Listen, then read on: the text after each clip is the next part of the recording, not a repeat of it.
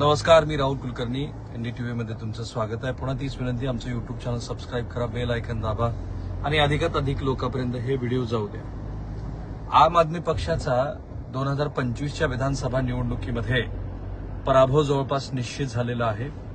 35हून अधिकच्या जागा, 70 जागा असलेल्या विधानसभेमध्ये भाजपच्या पदार्थ पडतील हे आता स्पष्ट झालंय. 27 वर्षानंतर भारतीय जनता पार्टी ही दिल्लीमध्ये सत्तेवरती येते.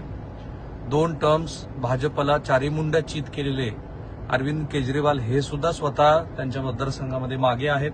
काँग्रेस पक्ष हा देशाच्या सर्वच भागामध्ये सत्तेवरती आहे आणि तो सत्ताकारण करतोय असं दिसत होतं. आता भाजपची वाटचाल त्या दिशेनं सुरू आहे. परंतु अरविंद केजरीवाल हे अनेक अर्थाने स्मार्ट होते. म्हणजे त्यांनी आपले महाराष्ट्राचे गांधीवादी नेते अशी ज्यांची तेव्हा दिल्लीत ओळख झाली होती आणि माध्यमांनी त्यांचा दुसरा गांधी असा उल्लेख करून जी त्यांना प्रसिद्धी दिली होती ती श्री अण्णा हजारे यांनी इंडिया अगेन्स्ट करप्शन ही जी एक मोहीम छेडली होती त्याच्यातनं अरविंद केजरीवाल यांचं नेतृत्व बाहेर आलं. योग्य वेळी त्यांनी अण्णा हजारेंची साथ सोडली, म्हणजे त्यांच्या राजकीय योग्य वेळी. आणि नंतर तर ते अण्णा हजारेंना विचारण्यासही झाले होते. मग अण्णा हजारेंनी त्यांच्यावरती टीका केली वगैरे. परंतु पहिला मुद्दा जी मी मांडला आहे की अरविंद केजरीवाल हे अनेक अर्थांनी स्मार्ट होते. अरविंद केजरीवाल यांच्या पक्षाकडे तशी कोणतीही आयडियोलॉजी नाहीये. म्हणजे अरविंद केजरीवाल हे हनुमान चालिसाही म्हणू शकतात, अरविंद केजरीवाल हे सॉफ्ट हिंदुत्वही बाळगू शकतात, अरविंद केजरीवाल हे तेवढेच देशभक्त आहेत जेवढे या देशाचे पंतप्रधान आहेत. अरविंद केजरीवाल यांनाही तेवढाच भ्रष्टाचाराचा तिटकारा आहे जेवढा भारतीय जनता पार्टीच्या नेत्यांना आहे वगैरे वगैरे. त्यामुळे अरविंद केजरीवाल हे अनेक अर्थांनी एक स्मार्ट राजकारणी होते आणि त्या राजकारणाच्या अनुषंगाने त्यांनी दिल्लीमध्ये भारतीय जनता पार्टीला अनेक वेळेला मात दिली. त्यांना लोकसभा निवडणुकीत भाजपचा पराभव करता आला नाही. दोन्ही वेळेला भाजपनं दिल्लीतल्या 7-7 जागा जिंकल्या. परंतु आम आदमी पक्षानं विधानसभेमध्ये मात्र डाळ शिजू दिली नव्हती भारतीय जनता पार्टीची. कारण त्यांचा जो स्मार्टनेस आहे तो भाजपला भेदता येत नव्हता. आणि म्हणून भाजपनं एक काम काय केलं असेल तर अरविंद केजरीवाल यांची जी यूएसपी आहे, कारण मी साधारणतः 1.5-2 महिन्यापूर्वी आणि त्याच्या आधी मार्च-एप्रिलमध्ये गेल्या वर्षी अरविंद केजरीवाल यांच्याच मतदारसंघामध्ये आणि दिल्लीमध्ये स्पेशली अनेक लोकांशी बोलत होतो, भेटत होतो. तेव्हा अरविंद केजरीवाल यांची यूएसपी काय आहे तर अरविंद केजरीवाल यांचं स्वच्छ चरित्र, त्या चारित्र्यावरतीच भारतीय जनता पार्टीनं आधी घाला घातला. म्हणजे अरविंद केजरीवाल यांची जी साधी राहणी, उच्च विचार, गळ्यात मफलर, खोकण्याचा आविर्भाव वगैरे ह्या ज्या गोष्टी होत्या याला छेद कुठे दिला तर त्यांच्यावरती लिकर स्कॅममध्ये भारतीय जनता पार्टीनं गुन्हे दाखल केले. अरविंद केजरीवाल यांना लोकसभा निवडणुकीत काय त्याचा परिणाम होईल याचा विचार न करता थेट जेलमध्ये टाकलं. जसं छत्तीसगडमध्ये आणि महाराष्ट्रामध्ये सुद्धा अनेक नेते जेलमध्ये गेले. ती एक परसेप्शनची लढाई होती. त्या लढाईमध्ये अरविंद केजरीवाल यांच्या चारित्र्याचं हनन करणं हा पहिला अजेंडा भारतीय जनता पार्टीचा होता. आणि त्याच्यामध्ये अरविंद केजरीवाल हे कसे भ्रष्टाचारानं लिप्त आहेत अशा पद्धतीचा भाव दाखवण्यासाठी कथित असलेलं हे जे अरविंद केजरीवाल यांच्या विरोधातलं भ्रष्टाचाराचं प्रकरण आहे ते प्रकरण हे त्यांनी दिल्लीच्या जेलमध्ये अरविंद केजरीवाल यांना पाठवून त्यातनं पहिल्यांदा अरविंद केजरीवाल यांच्यावरती घाला घातला. दुसरं काय केलं असेल तर अरविंद केजरीवाल यांचा जो मुख्यमंत्र्यांचा असलेला बंगला होता, ज्याला भारतीय जनता पार्टीनं शीश महल वगैरे नाव दिलं, आणि त्या शीश महल वगैरे ह्या नावातनं अरविंद केजरीवाल यांची साधी राहणी, उच्च विचार जो होता त्यालाही धक्का दिला. आणि ह्या 2 गोष्टी ह्या अरविंद केजरीवाल यांच्या चारित्र्याच्या हननासाठी पुरेशा नव्हत्याच. आणि म्हणून मग त्यांचे जे इतर सहकारी होते ते सगळे सहकारी एकानंतर एक आयदर जेलमध्ये गेले किंवा त्यांच्या विरोधामध्ये वेगवेगळ्या पद्धतीचे आरोप केले. जे प्रयोग महाराष्ट्रामध्ये श्री उद्धव ठाकरे यांचं सरकार पाडण्यासाठी किंवा कर्नाटकमध्ये तेव्हाचं काँग्रेसचं सरकार फोडण्यासाठी भाजपनं केले होते तेच प्रयोग दिल्लीमध्ये पण झाले.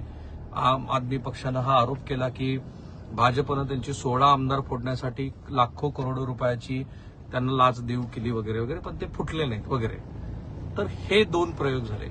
आणि त्याहून सगळ्यात महत्वाची गोष्ट काय झाली तर अरविंद केजरीवाल यांनी ज्या पद्धतीचं जसं मोफत विजेचं असेल, काही प्रमाणामध्ये मोफत पाणी पुरवठा असेल, हे जे एक प्रकारचं सेंटर टू लेफ्ट असलेलं एक मॉड्यूल आणलेलं होतं त्या पद्धतीचाच माननीय पंतप्रधानांनी ज्याचा अनेक वेळेला उपहास केला होता रेवडी कल्चर वगैरे म्हणून, तशाच पद्धतीच्या अनेक गोष्टी, म्हणजे तुम्ही 2500 देणार असाल महिलांना 1500, तर आम्ही 2100 देऊ.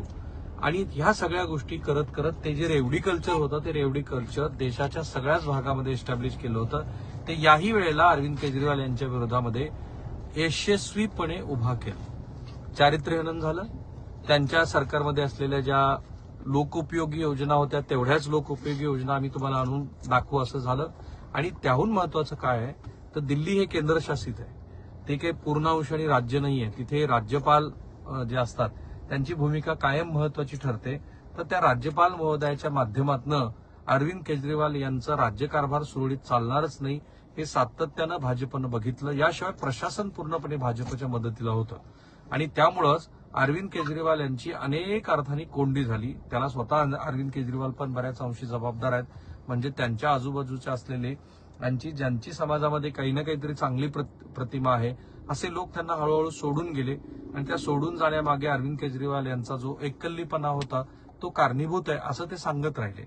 या सगळ्याचा परिणाम काय झाला असेल तर अरविंद केजरीवाल यांची सत्ता हळूहळू ही खिळखिळा होत गेली. भलेही त्यांनी पंजाब जिंकलं असेल. त्यांनी जेव्हा पंजाब जिंकलं तेव्हा त्या पंजाबच्या विधानसभा निवडणुकीला मी कव्हर करत होतो आणि असं लक्षात येत होतं की अरविंद केजरीवाल यांना पर्याय म्हणून पंजाबचे लोक बघतात त्यांच्याकडे. सो ह्या सगळ्या गोष्टी भाजपने एकत्रितरित्या घडवून आणल्या आणि आज आपण बघतो आहोत की दिल्लीमध्ये भाजपची सत्ता येते आहे. पण भाजपच्या चिकाटीचं कौतुक आहे. म्हणजे 2 वेळेला जेव्हा भाजपचा तिथे पराभव झाला आणि सगळ्या देशामध्ये भाजपचं सरकार सत्तेवरती आहे पण देशाच्या राजधानीमध्ये मात्र भाजपला संधी मिळत नाही असं जेव्हा लक्षात आलं तेव्हा भाजपनं ह्या गोष्टीचा पुरेपूर वापर करून घेतला आणि त्याच्यामध्ये मग भाजपनं काय गोष्ट केली असेल तर सातत्य ठेवलं. अरविंद केजरीवालांची जी काही ज्याला आपण इंग्रजीमध्ये स्ट्रेंथ म्हणतो ती स्ट्रेंथ तोडण्याचा प्रयत्न केला. एकानंतर एक गोष्टी रचल्या आणि त्या रचून यशस्वी केल्या आणि ह्या सगळ्याचा परिणाम म्हणजे आज अरविंद केजरीवाल यांच्या आम आदमी पक्षाचा झालेला पराभव. आता ह्या पराभवाचे ना देश पातळीवरती मोठे परिणाम होणार आहेत. परिणाम क्रमांक 1 जो आजच दिसलाय तो म्हणजे जम्मू काश्मीरचे मुख्यमंत्री श्री उमर अब्दुल्ला यांनी लगोलग आम आदमी पक्षावरती टीका केली आणि ते म्हणाले की बसा आपापसामध्ये भांडत.